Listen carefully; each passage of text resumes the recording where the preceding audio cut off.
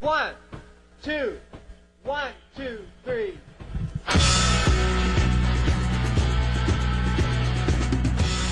All right, final segment. No more time to screw around here. Let's try to race through 6 or 7 calls we got left here up on the big board. KJ in Florida, welcome. Alex, great show on. Thank you for all your hard work. I had a question about the TB skin test. You know what I'm talking about? It's not. I'm not sure it's a vaccine. Yeah, they jab you with it with the antibodies, I believe. I forget. You know what? I don't know what's in there. No, it's dead TB. It's dead TB that they jab. It's irradiated TB they jab you with. There's different types of tests, but I think that's the main one. I heard that it's now mandatory for immigrants to take that if they're trying to get a green card. I did read online that Leonard Horowitz was trying to get that stopped in Hawaii. From what I understand, he's not for it. Do you know much about that? Well, Dr. Horowitz is a smart guy. I'm sure it's not good. I just know this. Everybody else's ancestors who came in the last 120 years or so got tested at Ellis Island. There was restrictions, controls. That's why there's other parts of the world that are the same latitude and longitude, well, the same level near the equator, the same, areas that are hot where you have more diseases because they haven't controlled them or they're a third world population. And so for the climate is what I mean to say. And so we need to get some controls. Trichinosis, in Mexico, they spray the human sewage on the plants, the tomatoes, the peppers. That's what's been causing, now admitted, we said a year before, but now it's admitted. AP admits it, the government admits it, that it's the feces being sprayed on the food. We just need to have some basic controls here. Yeah, I gotcha. But then meanwhile, the controls are only on U.S. produce, not on anything coming in out of foreign countries, basically. It's everything with regulation is designed to bankrupt the farmer, the rancher, the small business person. Right. So I guess you're saying if you had to take that test, you'd try to avoid it, I guess, would you? My dad is not a medical doctor. He's a dentist and oral surgeon, but he doesn't seem to think that's bad. He doesn't take the hepatitis shot because of all the health problems that are associated with that. I know some of the old live hepatitis shots used to make people get really sick. I know I had an uncle got hepatitis from it being given to him once. And I know that the smallpox shot they tried to give the cops 5 years ago, a bunch of people got smallpox, so they had to stop giving it. I mean, these vaccines are dangerous, but I appreciate your call. Look into it for yourself, and I wouldn't even trust your doctor. Go, type in adverse reactions or reactions from TB test, and then you can read the medical literature for yourself and make your own judgment. Don't believe me. Don't believe the doctors. Find out for yourself. I don't. Memory serves. It's irradiated, dead TB, tuberculosis, so it's not a problem. But who knows? JD, because you see, Horowitz and others will say, and a lot of evidence shows they're right. The jacket of the or the dead DNA in a virus, in a bacteria, still is associated with other autoimmune problems, with allergies. A lot of studies on that. I mean, it's like Crohn's disease is caused by vaccines. Hundreds of studies. Crohn's is a cover for a lot of other gut-borne problems, viral infections, always associated with the shots. Same thing. It's a plague, folks. It's a plague. And 30 years ago, people were taking about 5 shots. Now it's up to 50-something. Now they want it to be 100 and something. Just, you got to take this, you got to take that. And there's no law, you got to take it. It's all color of law. Where else can you tell people it's the law when it's not, and they'll roll their sleeves up? JD in Mississippi, you're on the air. Welcome. Hey, how's it going, Alex? Good, JD. How are you doing down there with the hurricane? Missed you, huh? We're just getting rain over here, really. But I wanted to get a message out to some of those people out there who are having problems waking others up. One of the things I've discovered is it's about planting seeds with people. You walk up to somebody, you just give them a copy of Endgame. It's mostly just a matter of keeping your mouth shut and say, hey, I picked this up on the internet. Check this out, and tell me what you think about it. It's all about planting seeds slowly with people, getting them to wake up slowly. Because if you hit them with it, they're not going to wake up, and they're always going to be objective to it. Well, JD, different approaches have different effects. I go with the 2x4 up against the head to cut through all the media clutter. Plus, this information's hardcore, so it speaks for itself. But I agree that with films, the best way with a copy of Loose Change Final Cut or Endgame or Terror Storm or whatever films I produced or directed, you just come to them and you say, hey, tell me what you think about this, Bubba. And then that way you have no bad repercussions on you. And a week later you say, did you watch that, Bubba?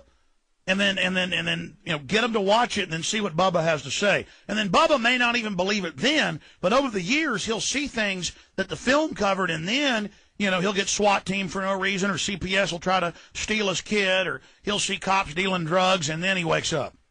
Absolutely. One of the things, these people that don't want to wake up. In the Civil War, it was son against father. It was brother against brother.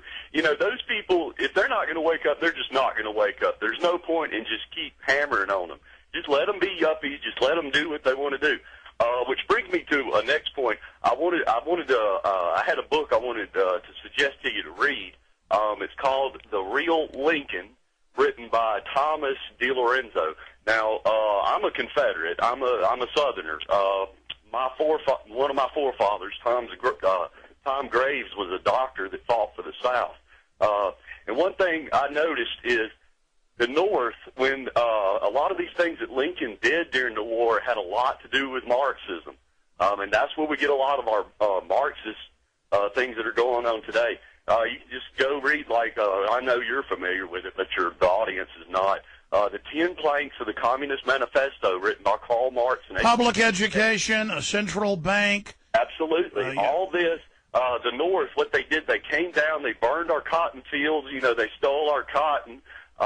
One of the things Tom wrote about in his letters back to our family was that when they were marching through one of these towns, I believe it was Guntown in Mississippi, that they had burned the entire town into the ground, and they were raping the women, they were killing the children. Oh, no, that was Sherman, and actually there are tombstones in Teague, Texas, and places where we actually had family killed during Reconstruction, and then finally they got run out at gunpoint. But again, it's more sophisticated than that.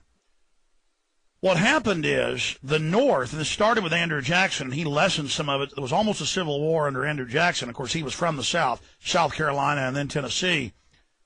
But the British came into the South and were fomenting rebellion, wanting to split the country in two. Now understand, my family was all in the Confederacy as well. I'm not here bashing the Confederates. And it wasn't about slavery. Lincoln wrote that. That's a lie. That people have been lied to about that. He did that to try to destabilize, near the end of the war in the South. But the point is that it's divide and conquer. And so the North was oppressing the South, controlling its western expansion, putting taxes on its goods, trying to dominate with a central government. And so it went back to a 1776 idea of liberty and freedom. Okay? And so the British accentuated that and got the South with William Jefferson Davis and the rest of them, who meant well to break off, and then they had the North come in, and then the British stationed troops in Canada threatening to come in to the North, and they wanted to divide and conquer. It's called the Great Game. And so you have to coldly analyze what happened there, and then understand how the North was oppressing the South through policies, but then how the British came in and played on that, not to help the South, but to try to bring down the entire country. All right, let's jam in. Bob here in Oklahoma. Bob, you're on the air. Welcome. Hi, Alex. Hello. It's an honor to talk to you. And just to let you know real quickly, I got woke up by Freedom and Fascism, and I've been listening to you, and I've seen Endgame and Fabled Enemies and all of those, and I must say that the information is totally overwhelming to me personally.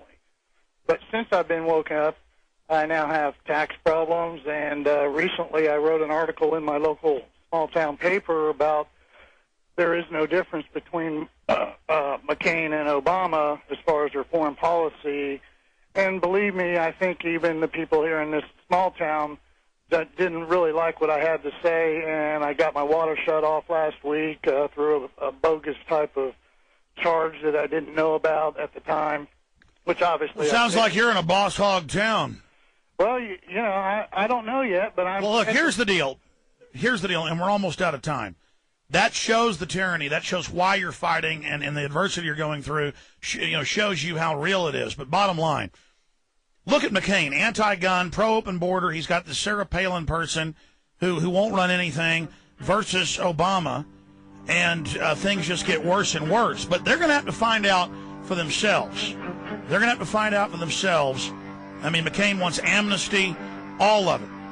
And so let them find out. They're going to get hurt bad. We're out of time. I'm sorry. Call me back tomorrow, David, Sue, others. Here in the weekday show. Infowars.com, prisonplanet.com. Want to thank the fine crew in there today. My God, I got 3 people working on this show now. They're lavishing me over here. God bless you all, ladies and gentlemen. Look, don't believe anything I've said. Check it out for yourself. Just start looking into what's going on in the world and find out what's really happening. Vaya con Dios.